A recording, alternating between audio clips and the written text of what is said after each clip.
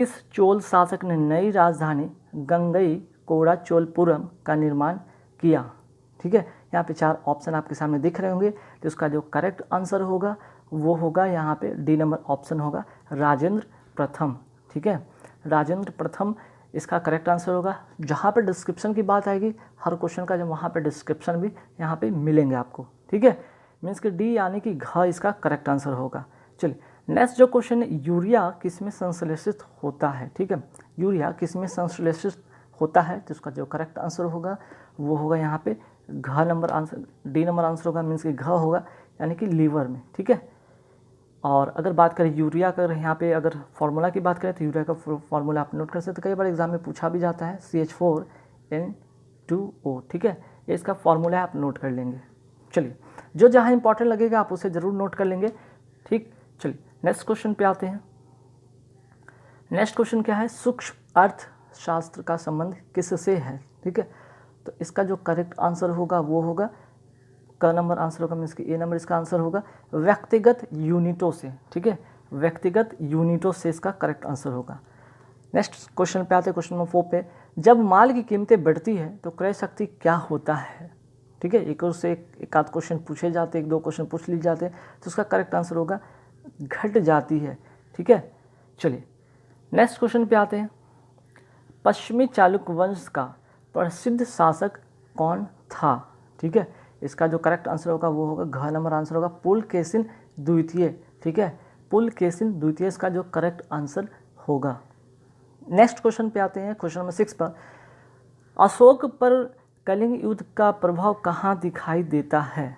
तो इसका जो करेक्ट आंसर होगा वो होगा ख होगा इसका करेक्ट आंसर, शिलाओं पर उत्कीर्ण 13वें राज्य देश। ठीक है, 13वें राज्य देश।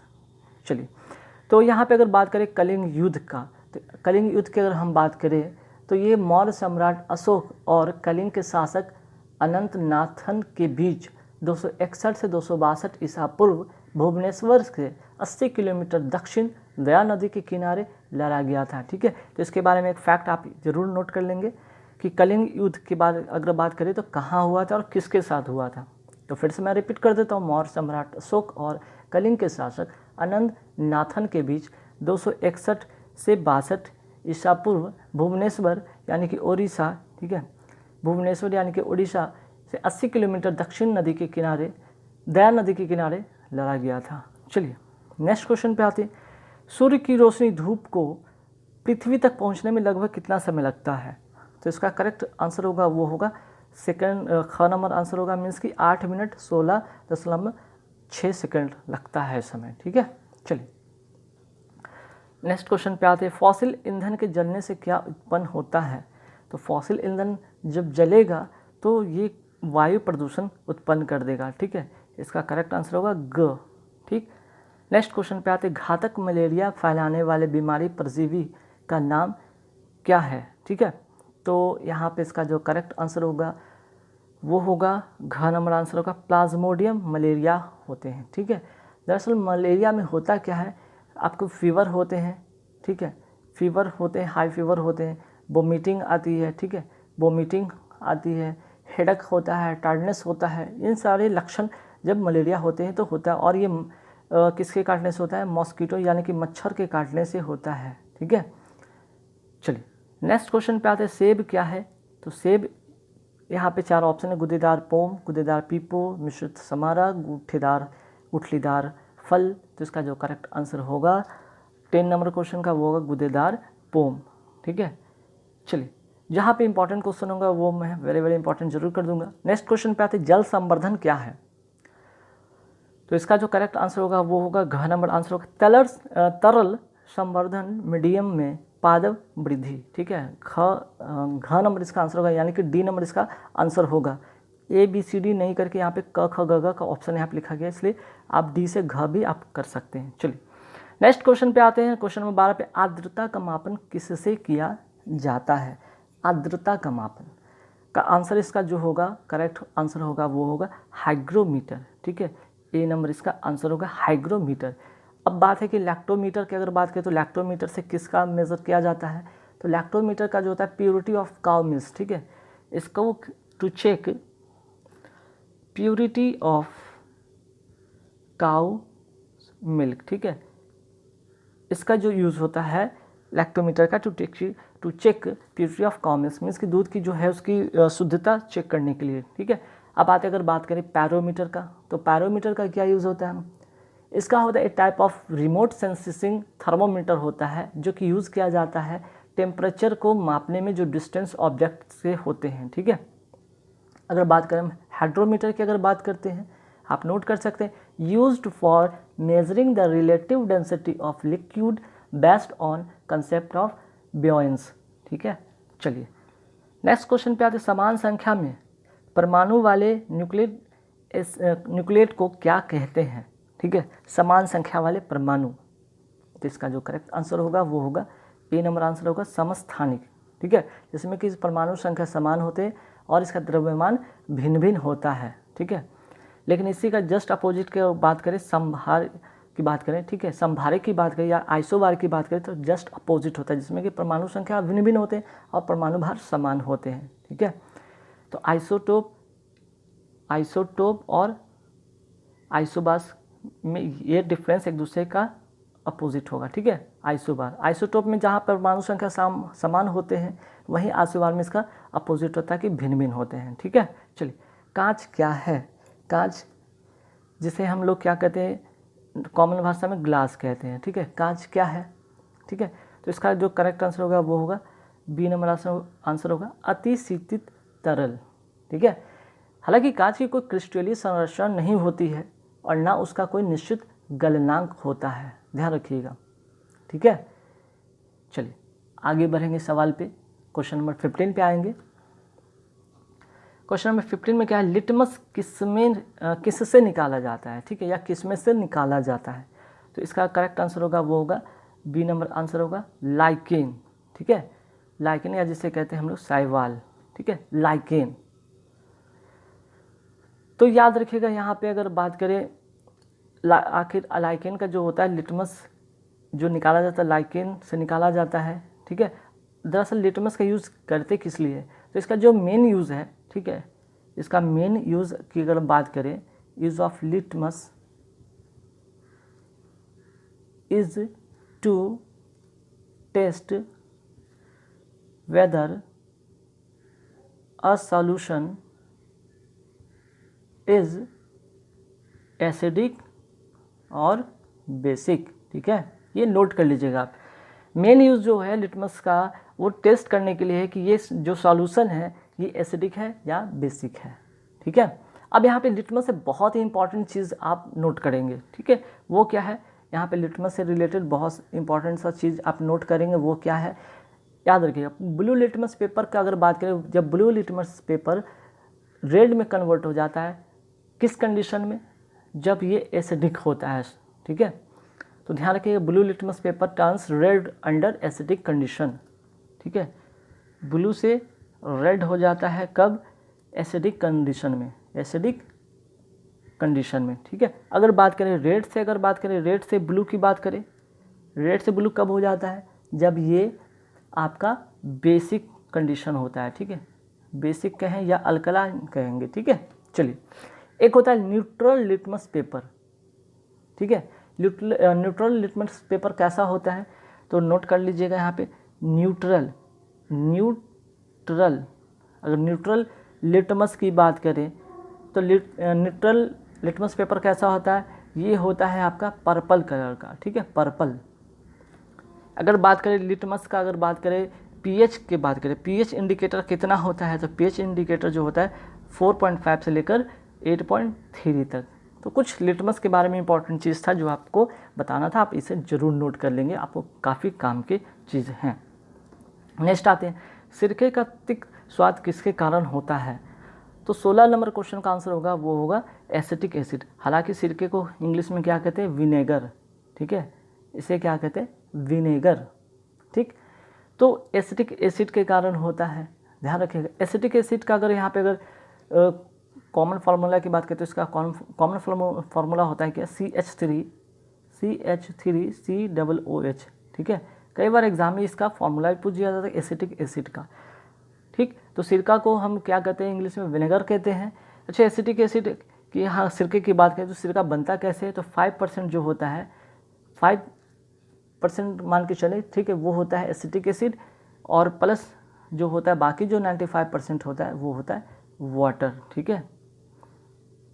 तो वाटर और एसिटिक एसिड मिलकर बनता है सिरका, ध्यान रखिएगा। चलिए नेक्स्ट क्वेश्चन पे आते हैं कि प्रसिद्ध उपन्यास प्राइड एंड प्रेजुडिस किसने लिखा था। तो इसका जो करेक्ट आंसर होगा 17 का वो होगा डी नंबर आंसर होगा जेन ऑस्टिन, ठीक है। नेक्स्ट क्वेश्चन पे आते हैं विश्व पर्यावरण दिवस कब मनाया जाता है। 18 का होगा आंसर, ए नंबर आंसर होगा 5 जून, ठीक है। नेक्स्ट क्वेश्चन पे आते हैं बंगाल का अस्थायी बंदोबस्त किस ब्रिटिश गवर्नर जनरल ने किया था। तो ये वेरी वेरी इंपॉर्टेंट क्वेश्चन में से एक हो सकता है, ठीक है। तो इसका 20 नंबर का जो आंसर होगा वो होगा Lord Warren Hasting, B number इसका करेक्ट आंसर होगा, ठीक है। इसका जो आंसर होगा बी नंबर आंसर होगा। चलिए 20 नंबर की बातें हो गई, अब आगे बढ़ेंगे सवाल पे।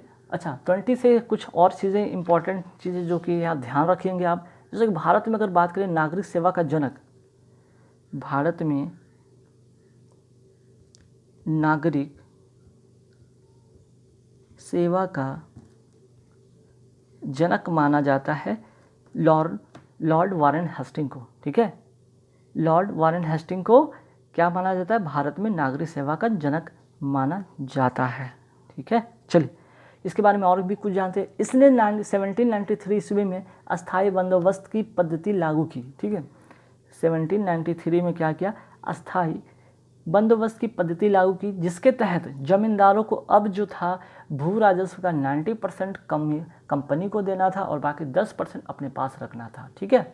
ये था यहाँ पे अस्थायी बंदोबस्त का कुछ कारण, ठीक है। मीन्स कि इसके जो भी फैक्ट है इसके बारे में जानेंगे यहाँ पे। चलिए आगे बढ़ेंगे सवाल पे। भारत में निर्वाचन सूची तैयार करने की जिम्मेदारी किसकी है।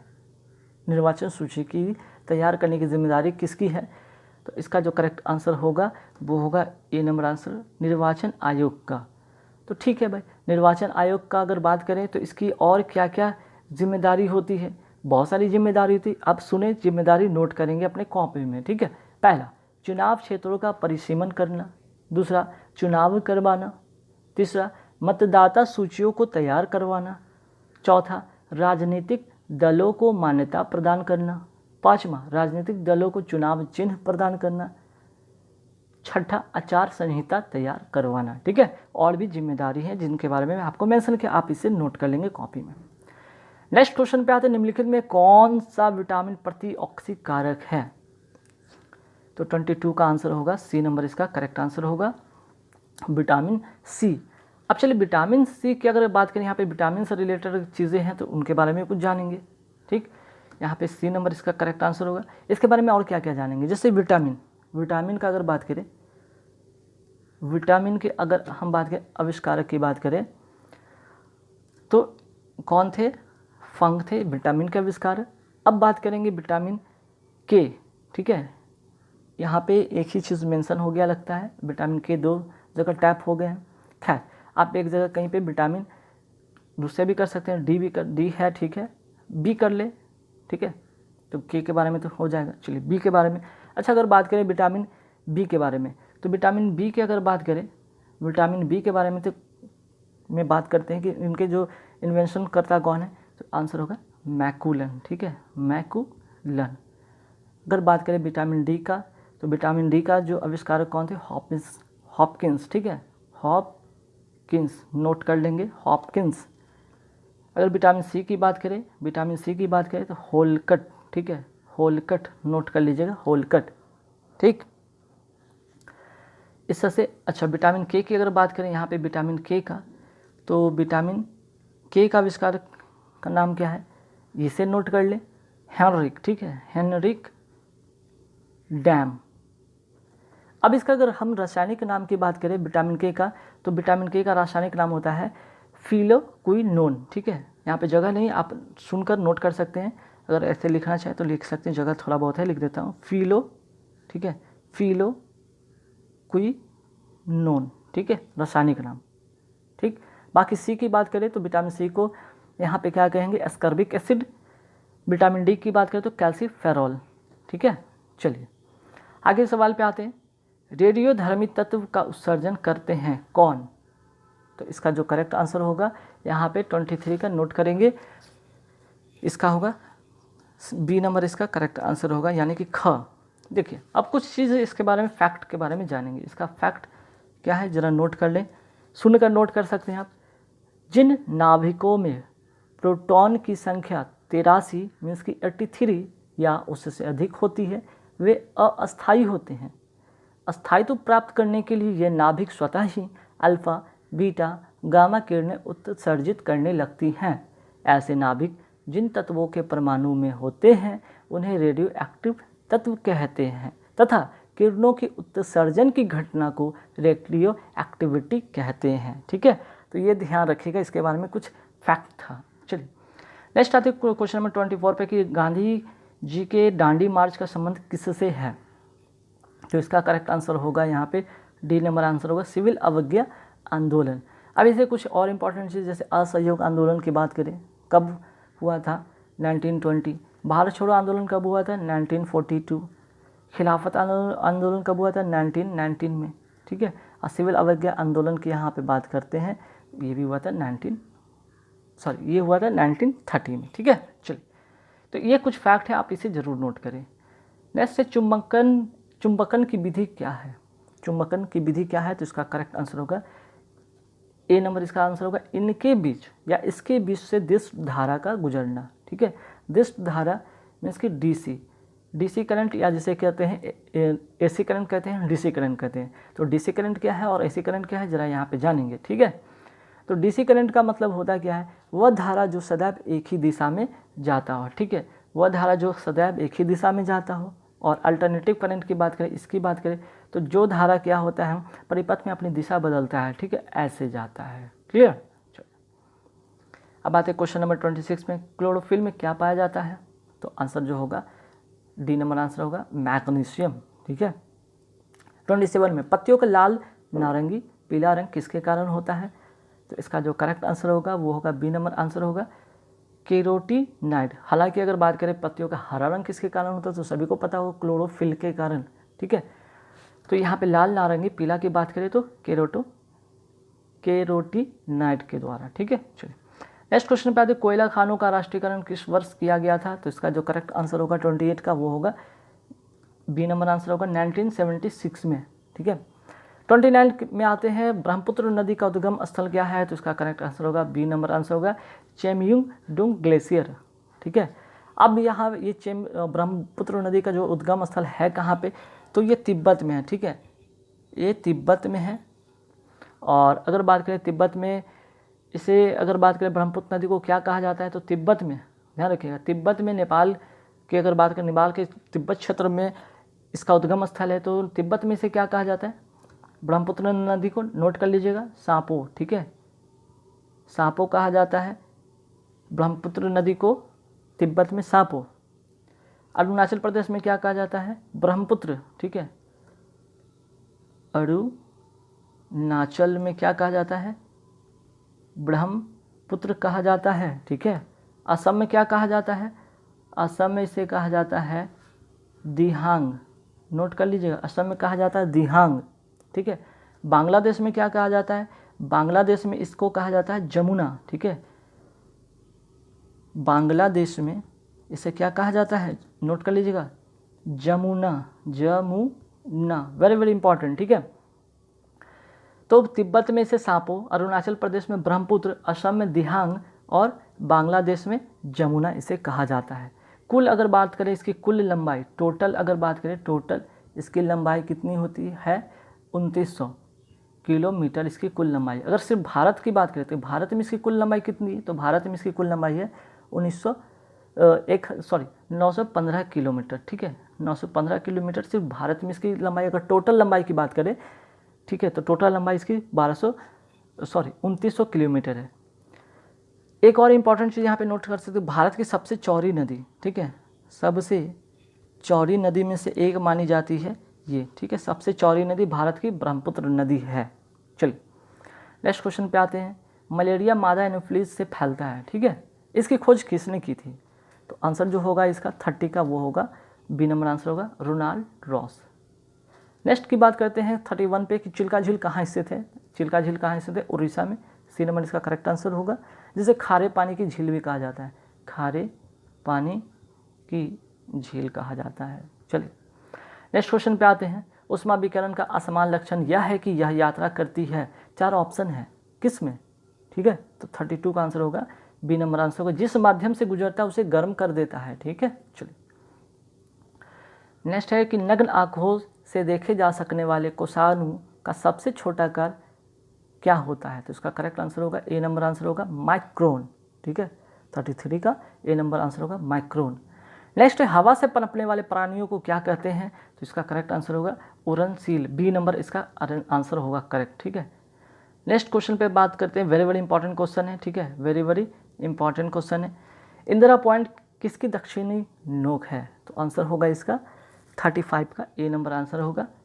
ठीक है, 35 का ए नंबर आंसर होगा अंडमान एवं निकोबार द्वीप समूह। देखिए अगर भारत की हम बात करें तो भारत में अगर यहाँ पे अगर हम ईस्ट की बात करते हैं, ठीक है, ईस्ट में इसे क्या कहते हैं?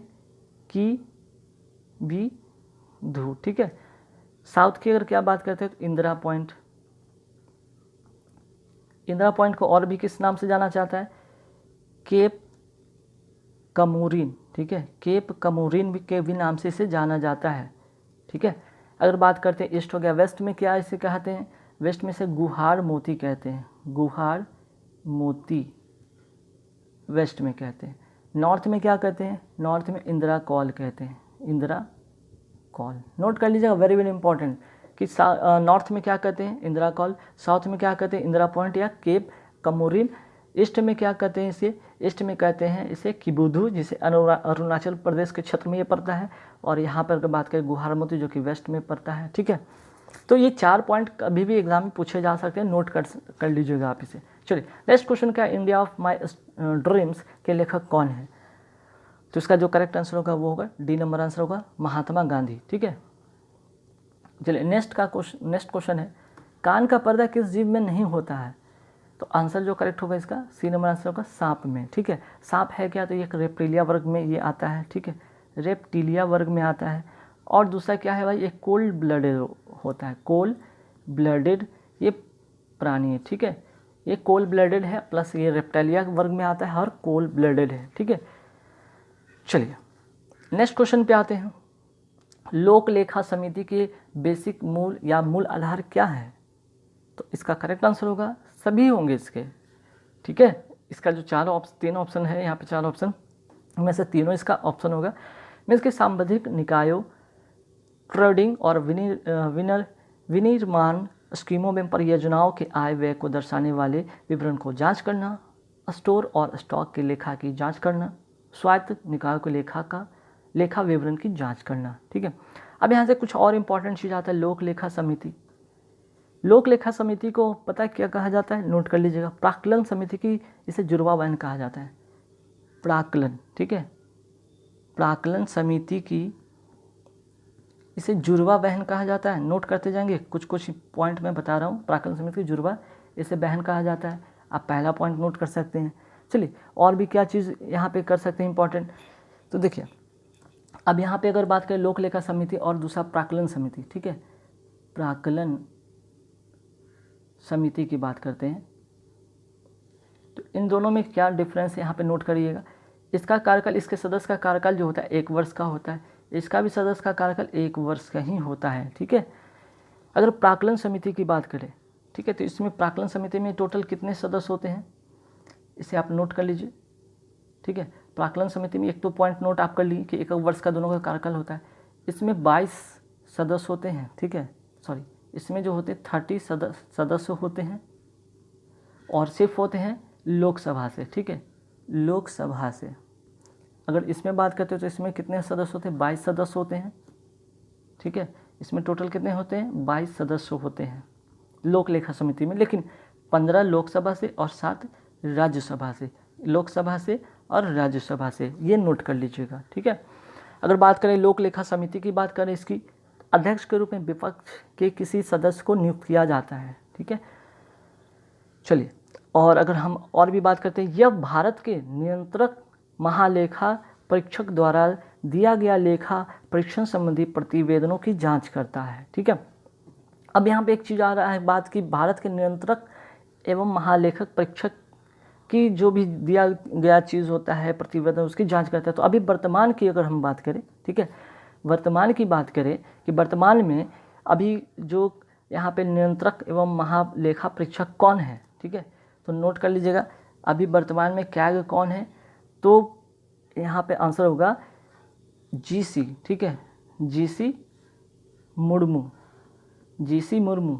ठीक है, नोट कर लीजिएगा CAG controller and auditor general अभी जो प्रेजेंट भारत के हैं वो जीसी मुर्मू हैं। ठीक है, मीन्स कि गिरीश चंद्र मुर्मू जो कि क्या है, यहाँ पे अगर बात करें ये राजीव महर्षि का स्थान लिए हैं। ठीक है, ये क्या है, राजीव महर्षि जो इसके पहले थे कैग थे, अब उनके जगह पे जीसी मुर्मू को नियुक्त किया गया, मीन्स कि गिरीश चंद्र मुर्मू को नियुक्त किया गया। और गिरीश चंद्र मुर्मू कौन थे, तो फॉर्मर लेफ्टिनेंट गवर्नर जो थे यूटी ऑफ जम्मू कश्मीर के थे। ठीक है, इन्हें बनाया गया। तो यहाँ से वेरी वेरी इंपॉर्टेंट फैक्ट एक करंट अफेयर्स के तौर पे आप यहाँ पे नोट कर सकते हैं। चलिए नेक्स्ट क्वेश्चन क्या है, ब्रोफोफाइट को प्रायः उभयचर पादप क्यों कहा जाता है? क्यों? क्योंकि यह, इसका आंसर होगा डी नंबर आंसर, यह जल एवं थल दोनों में पाए जाते हैं। चलिए नेक्स्ट क्या है, चोल वंश में ग्राम प्रशासन के बारे में किस शिलालेख में उल्लेख मिलता है? तो इसका जो करेक्ट आंसर होगा 40 का आंसर होगा डी नंबर, इसका आंसर होगा उत्तरा मेरूर। ठीक है, चलिए आगे सवाल पे आते हैं, फटाफट देखते हैं क्वेश्चन पे।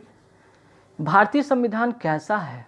तो भारतीय संविधान की अगर बात करें यहाँ पे तो ये है संघीय संविधान। ठीक है, इसका आंसर होगा सी नंबर, इसका करेक्ट आंसर होगा।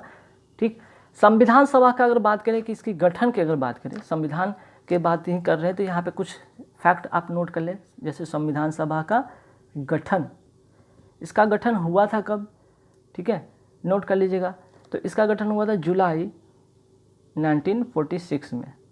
ठीक है, इसका जो गठन किया था जुलाई 1946 में किया गया था। सदस्यों की कुल संख्या जो थी उस समय 389 थी। ठीक, और अगर प्रथम बैठक की बात करें तो 9 दिसंबर 1946 को इसका पहला बैठक हुआ था। ठीक, तो उस समय 9 दिसंबर 1946 की जब बैठक हुआ था उस समय अस्थायी जो अध्यक्ष बनाया गया था डॉक्टर सच्चिदानंद सिन्हा को बनाया गया था। फिर 2 दिन बाद में यानी कि 11 दिसंबर को 1946 को विशेष अस्थायी अध्यक्ष नियुक्त किया गया था डॉक्टर राजेंद्र प्रसाद को। ठीक है, तो कुछ फैक्ट यहाँ से ये भी आप नोट कर लेंगे। चलिए नेक्स्ट क्वेश्चन क्या है, अर्थशास्त्र पुस्तक के लेखक कौन है? आंसर होगा ए नंबर आंसर चाणक्य। ठीक है, चलिए अब आते हैं क्वेश्चन नंबर 43 पे, बेंजीन का क्या नहीं हो सकता है? तो बेंजीन का परिवर्धन नहीं हो सकता, डी नंबर इसका करेक्ट आंसर होगा। अगर बात करें बेंजीन का मॉलिक्यूलर फार्मूला की बात करें तो इसका मॉलिक्यूलर फार्मूला होता है C6H6 होता है। ठीक है, चलिए आगे बात करते हैं सवाल पे, फटाफट देखते हैं कि डीवीडी क्या है। डीवीडी का यहाँ पे फुल फॉर्म पूछा गया है, तो इसका जो करेक्ट आंसर होगा 44 का वो होगा बी। ठीक है, डिजिटल वर्सेटाइल डिस्क, इसका बी नंबर इसका करेक्ट आंसर होगा। नेक्स्ट क्वेश्चन पे आते हैं कि अर्थशास्त्र में मांग का क्या अर्थ होता है? तो 45 का करेक्ट आंसर होगा बी नंबर आंसर होगा क्रय शक्ति पर आधारित मांग। ठीक है, पर नहीं पर। चलिए नेक्स्ट क्वेश्चन पे आते हैं, सूक्ष्म अर्थशास्त्र को क्या कहते हैं और क्या कहते हैं? तो इसका करेक्ट आंसर है ए नंबर आंसर होगा कीमत का सिद्धांत, ए नंबर, और ये वेरी वेरी इंपॉर्टेंट क्वेश्चन में से एक हो सकता है। ठीक है, चलिए नेक्स्ट क्वेश्चन पे आते हैं, संबंधित माध्यम मध्य युग्म के क्रांतिक कोण से अधिक आपतन कोण का सघन से विरल माध्यम की ओर जाने वाली प्रकाश किरण क्या करती है? तो इसका जो करेक्ट आंसर होगा वो होगा समग्र आंतरिक परावर्तन करता है। ठीक है, चलिए भारत में कौन सी नदी को खुला नाला कहा जाता है? 48 नंबर क्वेश्चन है, इसका जो करेक्ट आंसर होगा वो होगा बी नंबर आंसर होगा यमुना। ठीक है, अगर बात करें यमुना की कुल लंबाई यहाँ पे अगर बात करते हैं, ठीक है, तो यहाँ पे कुछ चीज़ें यहाँ पे देखेंगे जिसकी कुल लंबाई इसकी कितनी है। तो ये भारत में अगर बात करें तो चौथी सबसे लंबी नदी है। ठीक है, ये चौथी या ऐसे कर सकते हैं 4th सबसे लंबी नदी है, इसकी लंबाई है 1310 किलोमीटर। ठीक है, ठीक, और ये कहाँ से निकलती है? तो उत्तराखंड के यमुनोत्री ग्लेशियर से निकलती है। अगर इसकी सहायक नदी की बात करें तो एक बहुत इंपॉर्टेंट सहायक इसकी नदी है वो है यहाँ पे यमुना की जो सहायक एक इंपॉर्टेंट नदी वो है चंबल नदी। ठीक है, चंबल नदी। चलिए, तो इस नदी से रिलेटेड कुछ चीज़ इंपॉर्टेंट फैक्ट भी और नोट करते हैं फटाफट कि पहला, अगर सबसे, ये तो मैंने बताया कि यमुना जो है इसका करेक्ट आंसर था, ये 4th प्लेस पे आता है, ठीक है, सबसे बड़ी जो नदी है। जैसे कि सबसे पहले 2525 किलोमीटर की बात करें, ये कौन है भाई इस किलोमीटर वाला, ये है गंगा, ठीक है, इसकी लंबाई। दूसरा अगर बात करें 1465 किलोमीटर की इसकी लंबाई है। सेकंड जो लंबी नदी है भारत की वो है गोदावरी, गोदावरी। थर्ड की बात करें तो थर्ड 1400 किलोमीटर लंबी कौन नदी है भारत की तीसरी लंबी नदी, वो है कृष्णा, ठीक है, वो है कृष्णा। और अगर बात करते फोर्थ पे, इसी की बात करते 1310 किलोमीटर है कौन, यमुना, ठीक है। तो गंगा, गोदावरी, कृष्णा, यमुना नोट कर लीजिएगा। 4th प्लेस पर चौथी सबसे लंबी नदी है भारत की, और पहली गंगा, दूसरी गोदावरी, तीसरी कृष्णा और चौथी यमुना, ठीक है। अगर बात करें यहाँ पे कुछ एक और इम्पॉर्टेंट बात की कि नर्मदा की बात करें कि नर्मदा और ताप्ती दो ऐसी नदी है, ठीक है, नर्मदा एवं ताप्ती, ठीक है, दो ऐसी नदी है जो कि किधर की ओर बहती है, पश्चिम की ओर, ठीक है, पश्चिम की ओर बहती है, ठीक है, नोट कर लीजिए, वेरी वेरी इंपॉर्टेंट है, ठीक। चलिए नेक्स्ट क्वेश्चन पे आते हैं कि दूध में कौन सा प्रोटीन शर्करा युग्म होता है, तो इसका जो करेक्ट आंसर होगा 49 का वो होगा बी, ठीक है, बी नंबर आंसर होगा। तो केसिन क्या है भाई, केसिन की अगर बात करें तो ये प्रोटीन है, ठीक है, दूध में ये प्रोटीन होता है। और अगर बात करें लैक्टोज को तो ये शर्करा है, ठीक है, दूध में विद्यमान शर्करा को क्या कहते हैं, ये लैक्टोज इसको कहते हैं, जो कि शर्करा है, ठीक है। चलिए नेक्स्ट क्वेश्चन पे आते हैं, पंचशील के सिद्धांतों का प्रतिपादन किसने किया था, आंसर होगा सी नंबर आंसर, पंडित जवाहरलाल नेहरू। आते हैं नेक्स्ट क्वेश्चन, भीलों के प्रसिद्ध लोक नाटक का नाम क्या है, तो इसका करेक्ट आंसर होगा ए नंबर आंसर होगा गबरी, ठीक है। नेक्स्ट क्वेश्चन, प्रथम भारत रत्न किसे मिला, तो इसका करेक्ट आंसर होगा ऑप्शन के अनुसार डी नंबर इसका करेक्ट आंसर होगा। हालांकि 1954 में मिला था, और इनके अलावा दो और व्यक्ति को भी मिला था, जैसे कि सी राजगोपालाचारी, डॉक्टर कृष्ण राधा कृष्ण को भी मिला था, ठीक है।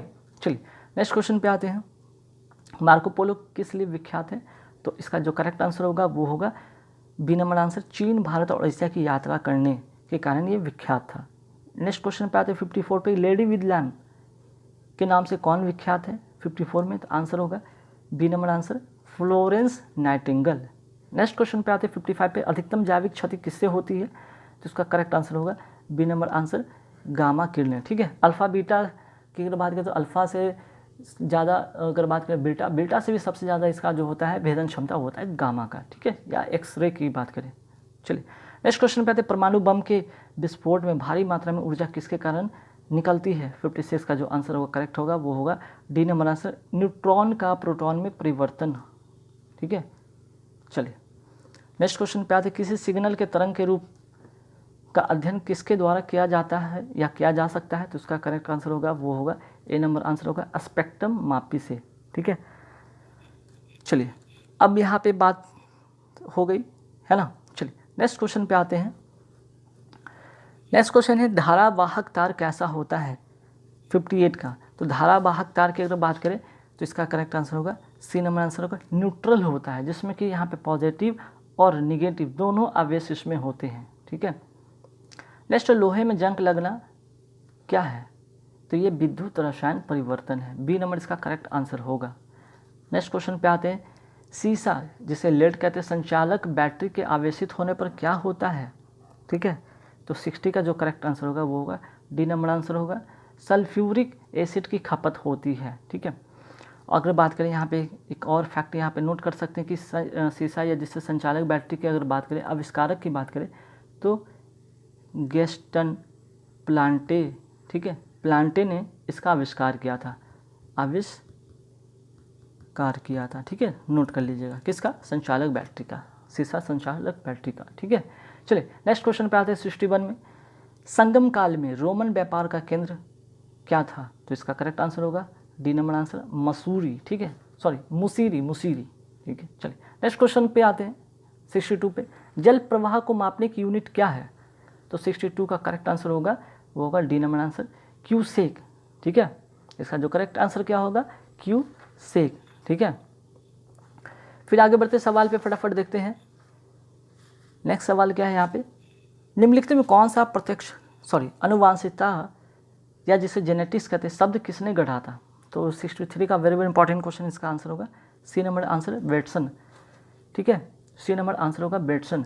लेकिन अगर यहाँ पे एक चीज़ देख रहे हैं, यहाँ पे एक और है जोहानसन। तो जोहानसन ने क्या किया था, जीन शब्द का इन्होंने प्रतिपादन किया था। तो ये भी इंपॉर्टेंट है, इसे भी नोट कर लीजिएगा आप। नेक्स्ट क्वेश्चन पे आते हैं 64 पे कि भाई निम्नलिखित में कौन सा प्रत्यक्ष कर है? तो आंसर जो इसका होगा धन कर जो है प्रत्यक्ष कर है, सी नंबर इसका करेक्ट आंसर होगा। चलिए आगे सवाल पे आते हैं, फटाफट देखेंगे 65 पे। 65 में क्या है भाई, महात्मा गांधी को अर्ध नंग फकीर किसने कहा था? तो इसका जो करेक्ट आंसर होगा विंस्टन चर्चिल ने कहा था। ठीक है, 65 का होगा विंस्टन चर्चिल ने। नेक्स्ट क्वेश्चन पे आते हैं, भारतीय संविधान में मूलभूत अधिकार किस संविधान से लिया गया है? तो ये अमेरिका के संविधान से लिया गया है। मीन्स 66 का जो आंसर होगा ए नंबर आंसर होगा।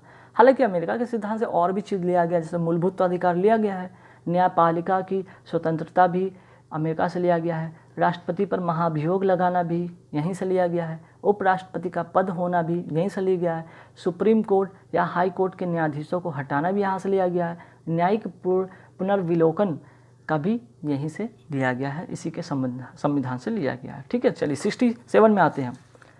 राज्य विधानमंडल के अनुमोदन के बिना राज्यपाल द्वारा जारी अध्यादेश कितनी अवधि के लिए लागू रहेगा? तो इसका करेक्ट आंसर होगा 6 सप्ताह।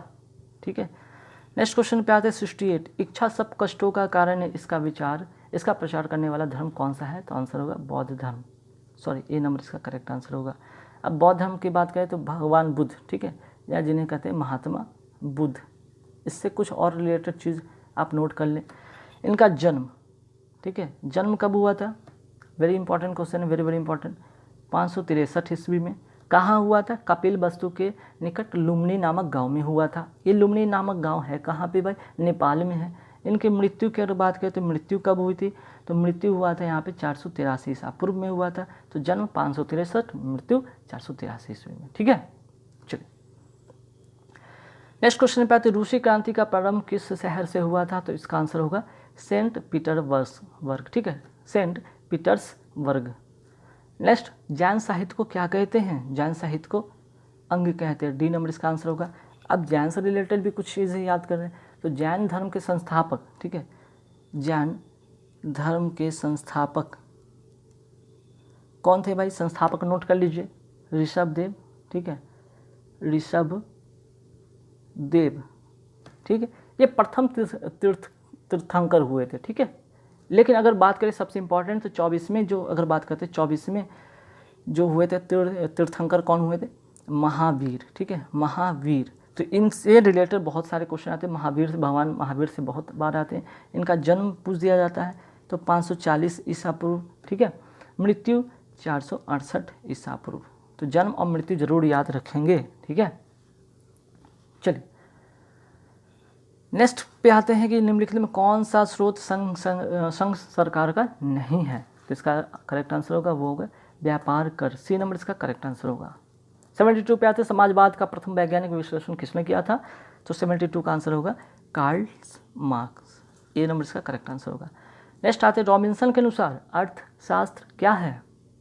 तो इसका जो करेक्ट आंसर होगा वो होगा सी नंबर आंसर होगा मानकीय और सकारात्मक विज्ञान दोनों।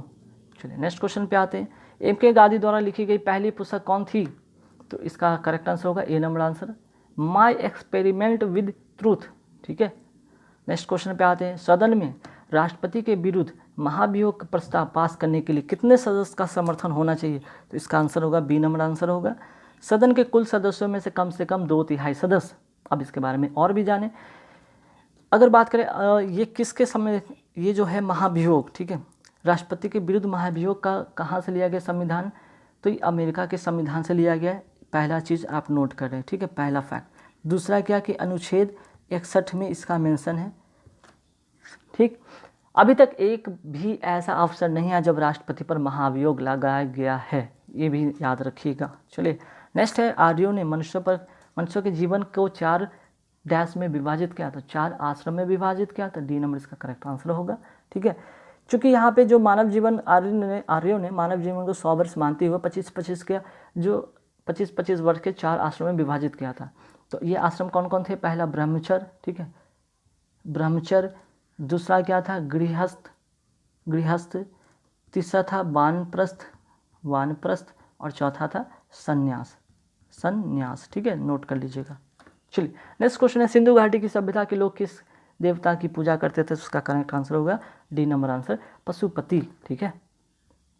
चलिए नेक्स्ट क्वेश्चन पे आते हैं कि भारत के निम्नलिखित में से किस शहर को कभी भी सूरज की ऊर्ध्वाधर किरणें नहीं मिलती हैं? तो आंसर होगा A number answer, Chandigarh. Next है 79 में भारत में कौन सा राज्य महत्वपूर्ण ताम्र मीन्स की तांबा उत्पादन राज्य है? तो 79 का आंसर होगा B number answer, Rajasthan. Next question पे आते हैं, निम्नलिखित में किस युग को गलत मिलाया गया है? तो देखिए इसका जो करेक्ट आंसर होगा बी, ये गलत है। बाकी भारतीय पुरातत्व सर्वेक्षण कोलकाता में सही है, इंटीग्रल कोच फैक्ट्री पेरम्बूर में सही है, भारतीय सर्वेक्षण देहरादून में सही है। तो भारतीय पेट्रोलियम संस्थान कहाँ पे? तो ये भी कहाँ है? देहरादून में है, ठीक है, नोट कर लीजिएगा, ये दून में है, ये भी देहरादून में, हालांकि इसका ऑप्शन दे दिया मुंबई जो कि गलत है, ठीक है। चलिए 81 में आते हैं, डीएनए नाइट्रोजन आधार डैश के कारण आरएनए से भिन्न होता है, किसके कारण? थाइमाइन के कारण, डी नंबर इसका करेक्ट आंसर होगा। नेक्स्ट, सांपों की विष ग्रंथियाँ किसकी सदृश होती है? तो इसका जो आंसर होगा करेक्ट वो होगा डी नंबर आंसर, कशेरुकियों की लाल ग्रंथियाँ। नेक्स्ट आते हैं, मटर में विपरीत लक्षणों वाले कितने युग्मों का मेंडल ने चयन किया था? करेक्ट आंसर होगा ए 7, ठीक है। 84 में आते, किसी पदार्थ का अणु किसके कारण अपने परमाणु के समान होता है? तो 84 का आंसर होगा सी नंबर आंसर, एक परमाणु।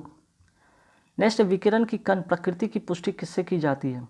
तो विकिरण की कण की प्रकृति की अगर पुष्टि की बात करें तो इसका आंसर होगा बी नंबर आंसर होगा, प्रकाश वैद्युत प्रभाव। यहाँ पे देखिए व्यतिकरण है क्या, नोट कर लीजिएगा व्यतिकरण क्या है। तो यहाँ पे ध्यान रखिए, समान आवृत्ति आयाम की दो प्रकाश तरंगें जब एक साथ किसी बिंदु पर पहुँचते हैं तो उस बिंदु पर जो होता है प्रकाश ऊर्जा का पुनः वितरण हो जाता है, इसे कहते हैं व्यतिकरण। अब विवर्तन क्या है? अवरोध के कारण किनारे से मुड़कर जब प्रकाश आगे बढ़ता है, इसे कहते हैं विवर्धन, ठीक है। तो ये जरूर नोट कर लेंगे, वेरी वेरी इंपॉर्टेंट क्वेश्चन है। चलिए नेक्स्ट क्वेश्चन पे आते हैं, MS DOS में प्राइमरी फाइल नेम कितने कैरेक्टर का होता है या कितने कैरेक्टर का रखा जा सकता है? तो 86 का आंसर होगा बी नंबर आंसर। 87 में क्या है, USB का प्रयोग किसके लिए होता है? तो USB का प्रयोग जो होता है वो होता है पोर्ट टाइप के लिए, सी नंबर इसका करेक्ट आंसर होगा। 88 में आते हैं, निम्नलिखित में किसे यशत पुष्प कहते हैं? यशत पुष्प को क्या और नाम है? फिलोसफर उल, ठीक है, फिलोसफर उल भी कहते हैं इसे इंग्लिश में, ठीक है। तो इसका जो करेक्ट आंसर होगा 88 का वो होगा B number answer, zinc oxide, ZNO, ठीक है। चलिए यहाँ पे हो गया। नेक्स्ट क्वेश्चन पे आते हैं, सबसे अधिक जल धारण क्षमता किसमें होती है? तो इसका करेक्ट आंसर होगा दोमट मिट्टी, ठीक। चलिए नेक्स्ट क्वेश्चन पे आते हैं, क्लोरोफिल में कौन सा पॉर्फिरिन होता है? तो इसका जो करेक्ट आंसर होगा 90 का वो होगा मैग्नीशियम, ठीक है। मैग्नीशियम, यहाँ पे थोड़ा सा मिस्टेक हुआ लिखने में, नोट कर लीजिएगा, ए नंबर इसका आंसर होगा मैग्नीशियम, ठीक है। Mg means magnesium. Next question पे आते हैं 91 में क्या है भाई कि इस्लाम की स्थापना कब हुई थी? तो इसका करेक्ट आंसर होगा 7वीं सदी में, ए नंबर इसका करेक्ट आंसर होगा। और इसके संस्थापक कौन थे भाई? हजरत, ठीक है। इसके अगर संस्थापक की बात करें तो हजरत